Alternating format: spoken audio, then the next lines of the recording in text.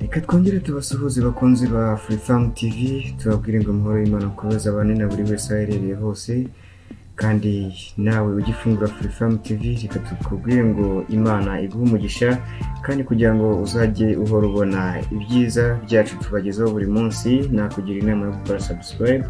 Imana ikomeze ibahire kandi ibaho umugisha.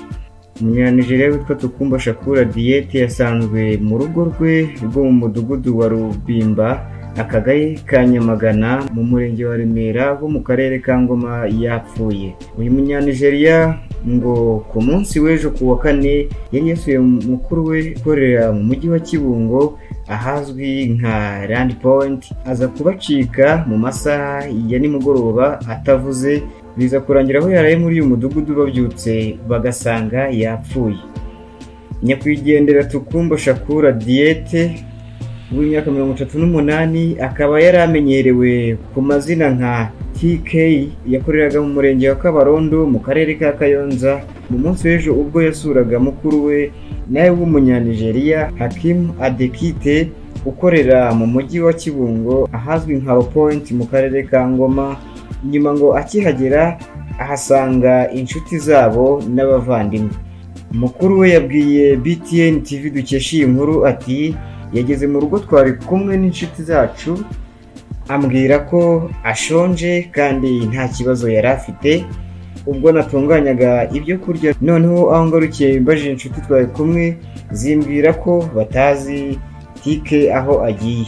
Nafashe telefone ndamuhamagara, arangije aranyitaba arambwira ngo ntashaka gutegereza ibyo byo kurya ngo agiye i Kabarondo.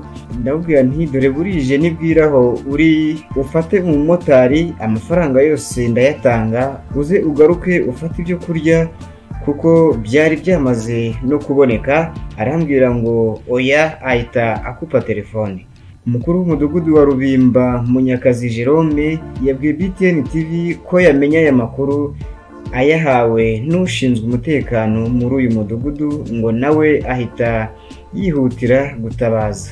Sinamenye Sare umunyerondo wamwakiriye aho yari ku burinzi bw'amaduka y'abacuruzi, Wiyambaje Rukundo Ismael washoboraga kumva ibyo uyu munyanigeriya yavugaga mu rurimi rw'icyongereza. Yavuze ko yamuhaye ibishyimbo byo kurya n'amandazi 2 kuko ngo ari byo byari bisigaye. Nabo batunguwe no gusanga muri iki gitondo babyutse basanga yashizemo umwuka. Hagati ya saa 9 na saa 6 zo kuri uyu wa gatanu nibwo inzego zitandukanye zabyukiye muri uyu mudugudu wa Rubimba mu kagari ka Nyamagana, ndetse urwego rw'ubushinjacyaha RIB rukaba rukomeje iperereza, mu gihe umurambo wa nyakwigendera wajyanywe gukorerwa isuzuma. Ngahe nguko rero nguko byifashe, reka tubashimire gukomeza kubana natwe. Imana ibaho umugisha kuba mukomeje gukurikira Freefarm TV. Imana ikomeze ibaho umugisha, kandi nishimiye kubana namwe, kandi namwe muraba agaciro kuri twebwe. Nyamuneka ntimugende mudakoze subscribe. Reka mbabwire ngo Imana ibaho umugisha, turabakunda cyane.